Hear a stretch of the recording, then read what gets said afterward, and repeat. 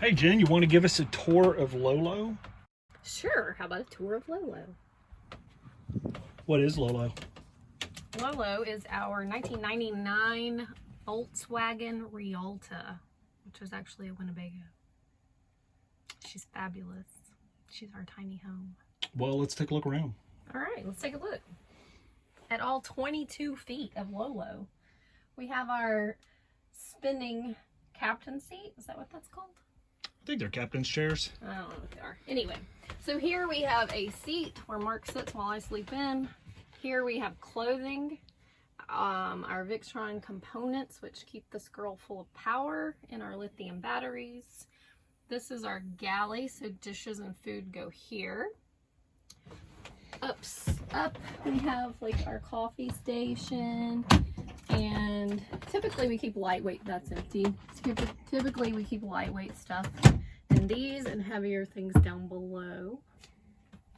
This tray is actually attached with some removable double-sided tape, so we can keep our veggies and produce there. We purposely left some gaps, and this is not attractively placed right now, but we purposely have some gaps back here behind this dresser. So this is our hastily placed pop-up table, and here the opposite side does not have the storage behind the dresser, but it does have a gap forward, so that's where we keep our little pop-up chairs to go with our pop-up table. Hey Mark, you want to show us the galley? All right, so Lolo's Galley is a 2-burner propane stove that really needs to be cleaned. It's kind of gross. They can't see that. 12-volt isotherm fridge, 2.6 volt. This was part of our mod that we did early on. We took the old propane RV one out and put one in that only uses 2.2 amps. Sink. Normal sink. What do you say about a sink? We did upgrade the faucet at least. We did upgrade the faucet.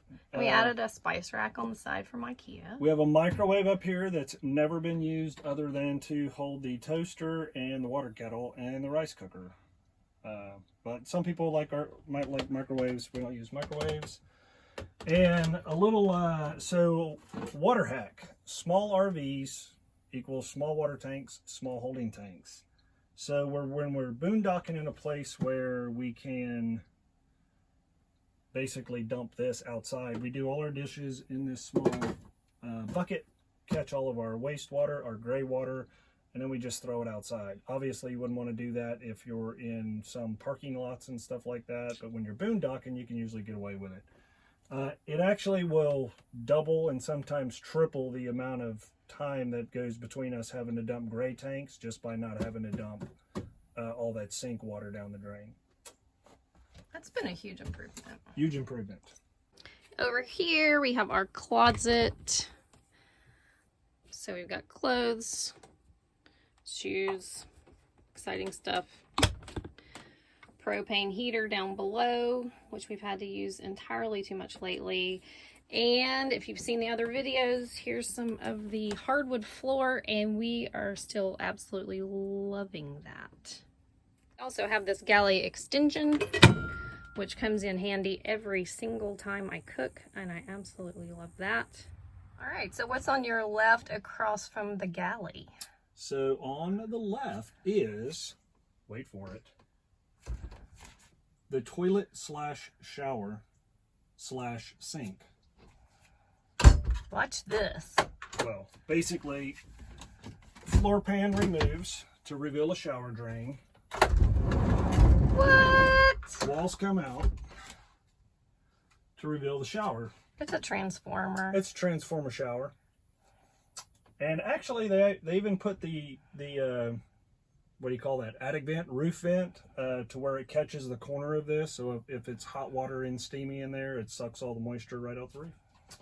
And other things, it'll suck out the roof too, if you're using this for the other use. So we don't really love to shower in here. It's a cool idea, but it's such a little small footprint. So we typically use the outside shower, which is excellent. This does have a shower curtain that wraps around and keeps you from spraying water everywhere, but it's still a wet head. Not my favorite. So welcome to our living room slash dining room slash bedroom.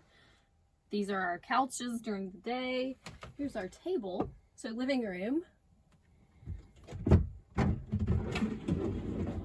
And then dining room. It's like magic. And then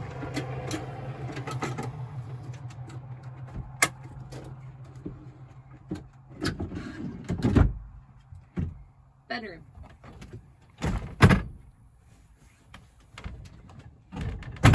Ta-da! Fancy. I don't believe that's a bed. Show me. Is it big enough? Yeah. We both fit on here comfortably. You've seen the inside of a 1999 Rialta before. You know that is not the original upholstery. I did a quick, easy replacement of the cushions with actual like 5-inch, I believe it's a 5-inch memory foam, and then a simple cotton cover, which was inexpensive and fast.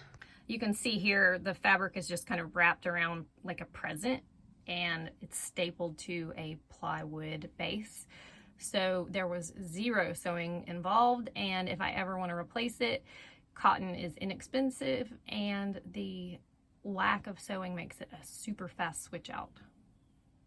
This area was originally a 12-volt television. Obviously we've removed that and it has become storage.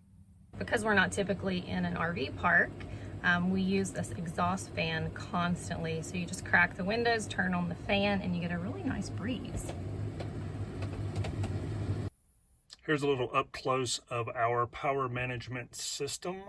Victron components sourced with our battle-born lithium batteries. Basically, the Victron battery monitor here tells us what's going on. Right now we're at 78.4% of our battery bank, and the digital multi-control is basically if you want to energize all of the 110 outlets off the battery bank. Boom, you flip that switch, we have 110 power throughout the coach.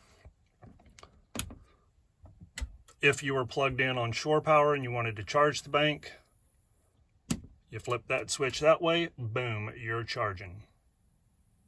Pretty cool, huh? All right, so here's Mark for an exterior tour of Lolo. All right, so Lolo is, as we've said before, 99 Volkswagen Rialta, built by Winnebago. On the exterior, we've got a rollout awning, which we've only used once, and I broke it, so I fixed it, and we put it back in there. Still works fine, we never actually use it, never need it. A couple of 110 outlets, so when the inverter's on inside, we've got 110 power outside. That was the old, well, we don't even use that anymore. It's not needed. Down here is propane tank access and freshwater fill hose. We can hold, what, 20 gallons, 18 gallons, something like that, of fresh water. 5 gallons of propane. Coming around the back,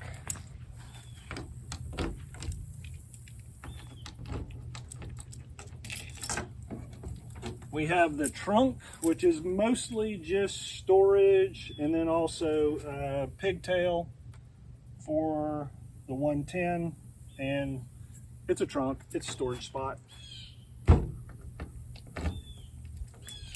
Up top, not sure if you can see it, but there's a 200-watt solar panel on the back of the coach.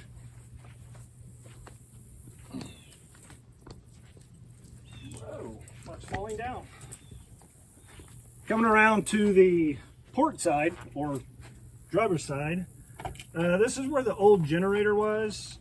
We pulled the generator out. It didn't work whenever we bought the coach, and it's basically just turned into a storage area.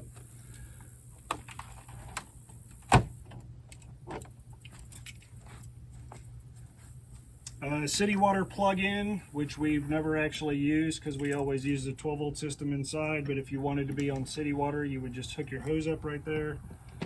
And then an exterior shower, which we use more than the inside shower. See, we have the air conditioner when we're plugged into 110, the fan cover, and then the bars. Yeah, the load bars for paddle boards and also for a cargo hauler that we mount on the other side, but it's in storage right now. And that pretty much sums up Lolo. In other news, we have a contract. We've had a contract on a boat since July. Woo! And now it's October. We still haven't seen it. A lot of months without being able to see it. Yeah, so we're waiting on the survey right now. The boat's in the BVIs, and logistically we're trying to get it to the USVIs so we can get to it, and there you go. Time to go play in the Caribbean because It's cold here. got down to like 40 degrees the other night. We're not having any of that. No, time to be on a boat. We don't do cold. So welcome to our RV. Now it's time to go to a boat. Yeah. Thanks for watching as always. If you have questions, drop them below. Come back next time to see the winter cover we're building for Lolo, as well as the giant crate to ship all of our crap to the Caribbean. I think I just got a whiff of my pit. Maybe you shouldn't shower with soap. Never.